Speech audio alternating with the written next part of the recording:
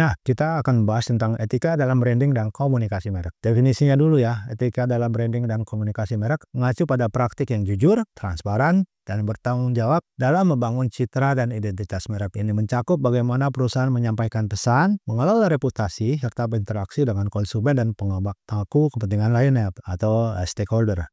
Prinsip utama etika dalam branding dan komunikasi merek adalah pertama kejujuran, ya.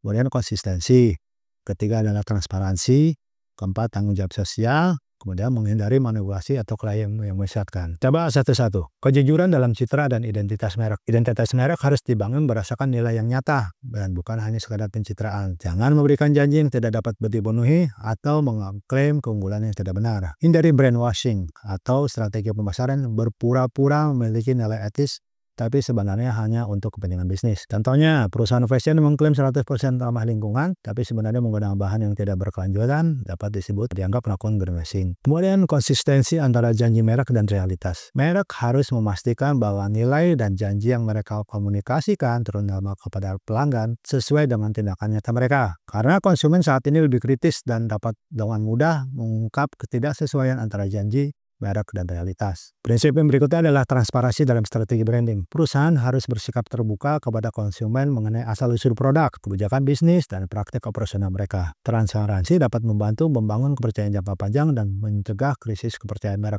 Prinsip berikutnya adalah tanggung jawab sosial dalam brandingnya. Merek tidak boleh hanya fokus pada keuntungan semata, tapi juga harus mempertimbangkan dampaknya terhadap masyarakat dan lingkungan, serta penerapan CSR atau Corporate Social Responsibility yang nyata dapat memperkuat reputasi dan loyalitas konsumen. Prinsip yang berikutnya adalah menghindari manipulasi dan klaim yang menyesatkan. Jangan menggunakan strategi pemasaran yang memanfaatkan ketakutan, kecemasan, atau emosi konsumen secara berlebihan untuk meningkatkan penjualan. Kemudian jangan membuat klaim yang terlalu dilebih-lebihkan untuk menciptakan persepsi yang salah tentang produk. Komunikasi yang jujur dan tidak menyesatkan juga penting dalam etika dalam brandingnya. Hindari membuat iklan atau kampanye pemasaran yang bisa menipu atau membuat konsumen bingung. Kemudian semua klaim dalam komunikasi pemasaran harus bisa dibuktikan dengan fakta yang jelas. Misalkan produk pemutih kulit yang menjanjikan hasil dalam 3 hari tanpa bukti ilmiah adalah bentuk komunikasi yang menyesatkan. Atau misalkan merek yang menggunakan istilah seperti tanpa bahan kimia, padahal semua produk terdiri dari bahan kimia. Itu bisa dianggap menyesatkan. Prinsip yang berikutnya adalah menghindari eksploitasi dalam komunikasi merek. Jangan menggunakan stereotip,